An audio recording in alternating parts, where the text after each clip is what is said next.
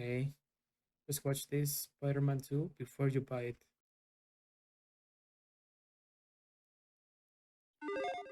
And we're back with another episode of Before You Buy, that show where we give you some straight up gameplay and our first impressions of the latest games releasing. As usual, it's me, Jake Baldino. I'm a little under the weather. I do apologize if I sound a little different, but you know I'm dragging my butt out of bed for Spider Man.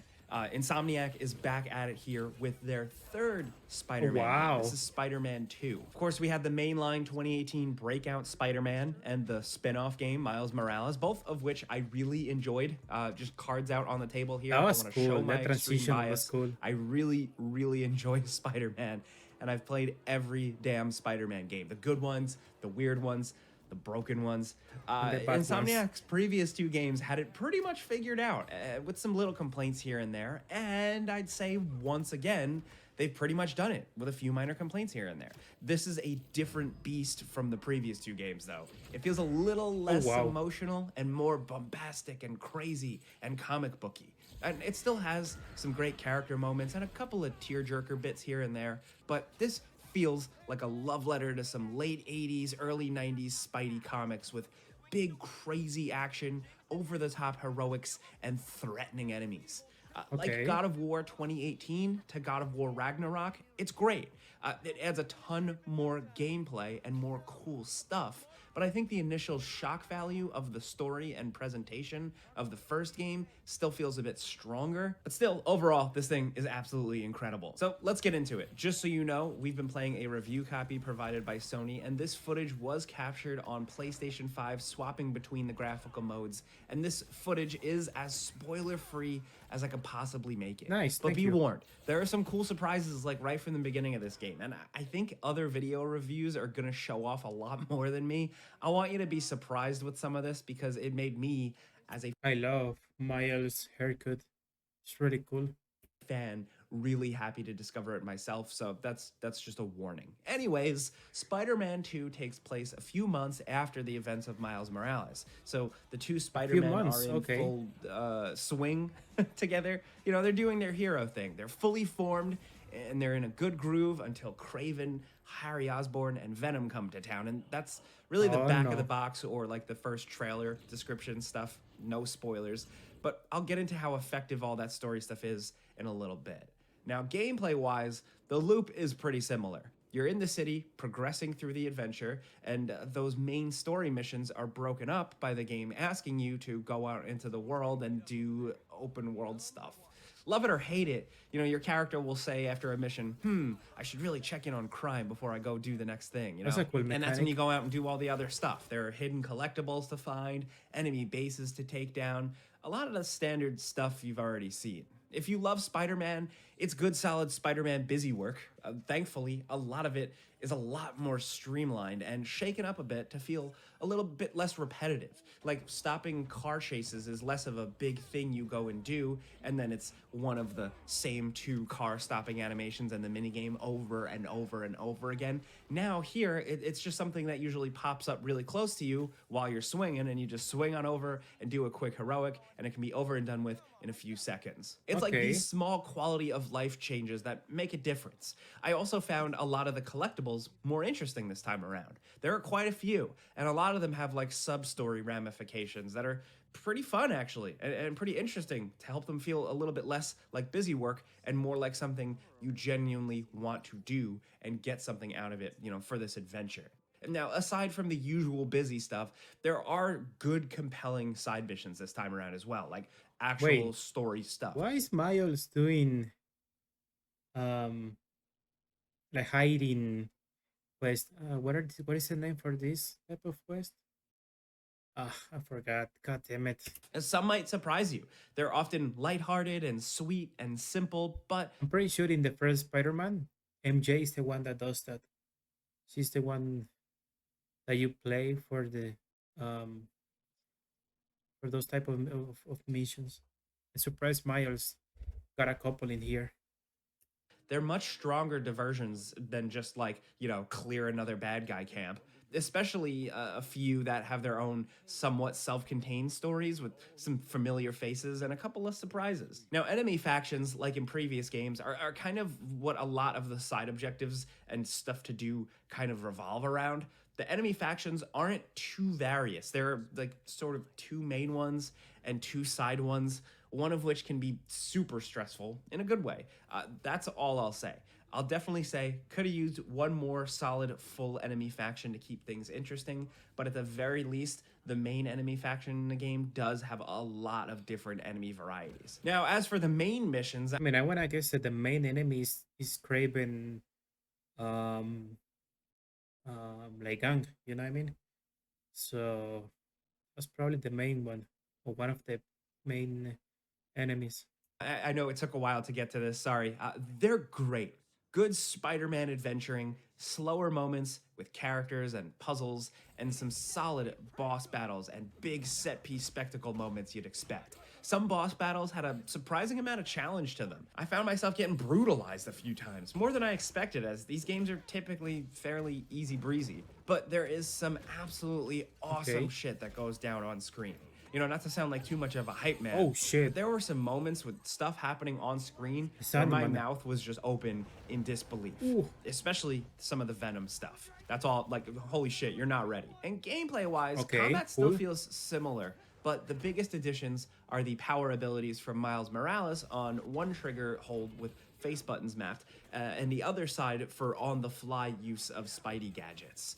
You're able to use powers to great effect, whether you're Peter that's or cool. Miles. You know, zipping enemies up in the air, stun locking them, an AoE attack, stuff like that. And Peter's are dependent on his spider arm tech or symbiote the powers. symbiote, yeah. And with the symbiote, there's also a kind of rage meter you can temporarily activate. Oh, For wow. Miles, he gets like a big cinematic electric blast wave that clears the map. Is that like the Kamehameha that he did in the trailer? The other big thing is the parry. Enemies will flash a certain color for these big attacks. These attacks can be deflected right Oh. back at enemies, and it works well enough. I don't know how much a Spider-Man game needed a parry, but it changes up the feel a bit here and there, especially with certain enemy types. And in higher difficulty levels, like the unlockable difficulty Ooh. called Ultimate, it becomes much more necessary. Now, speaking of unlockables, Okay. the skill trees are solid this time around. Where other things are streamlined, the process of unlocking and upgrading is a bit more in depth.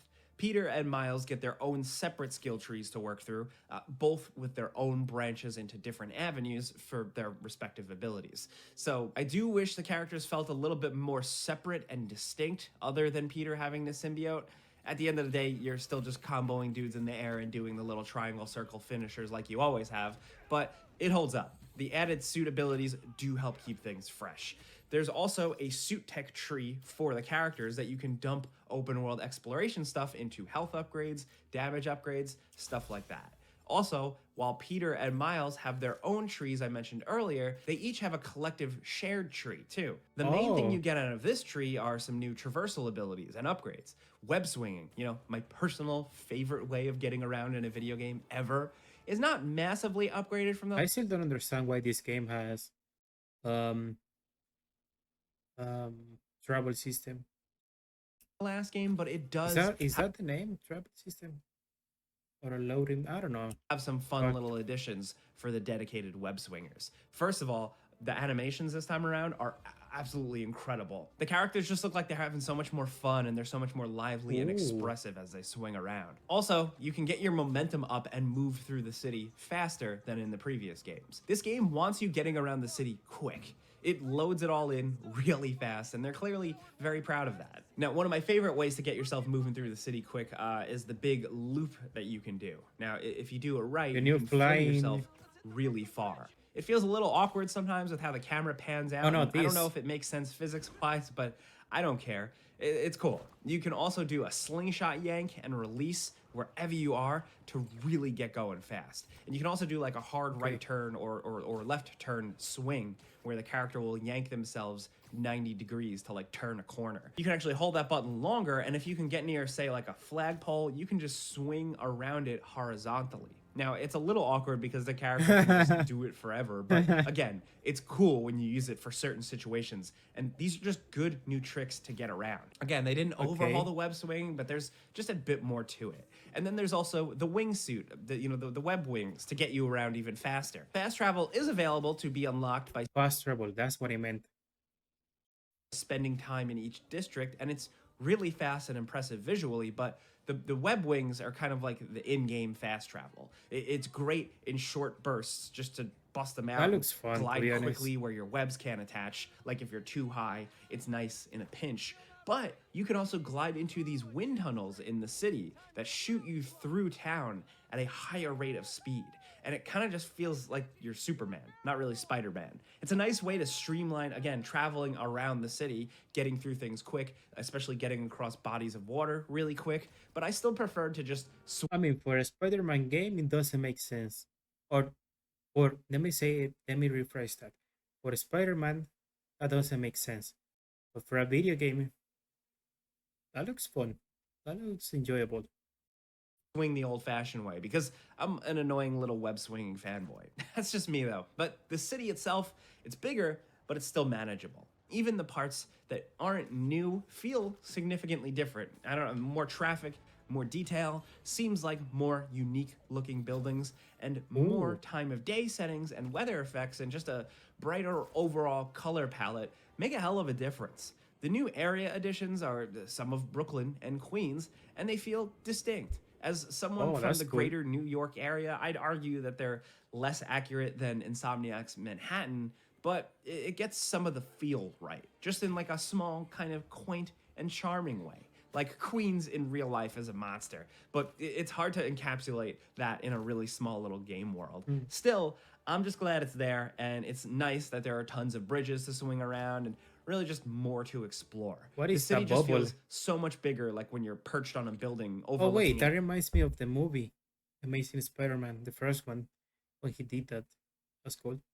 an entire highway like the BQE, just like filled with cars and traffic. And again, with the bridges, with the river, it feels way more like a fully fleshed out New York now. And technically wise, it all performs great. Loading, fast traveling, everything is super fast and detailed. It has a performance and fidelity mode as well as a 40 mode if you have a 120 hertz TV, which is nice. And The what? none of the fidelity mode as well as a 40 mode if you have a 120 hertz TV, which is nice. Okay. And none of the modes really show significant compromises to my naked eye other than frame rate. I had 2 crashes in like over 30 hours of playing. That was really my only complaint. Now, the only other thing I think might be a negative for some people I seen a couple bugs on Twitter, but I guess it's just people, I don't know, looking for them and saying that the game is trash or something like that. But I saw a couple on Twitter, a couple bugs. people are the Mary Jane sections. They were criticized in the last game for kind of killing the pacing, but I didn't mind them personally. Now, in Spider Man 2, they bring back Mary Jane sections, and this time they feel far less creative. While some people would argue in the previous game they would kill the pace, I still found like what I was doing in the story as Mary Jane was interesting.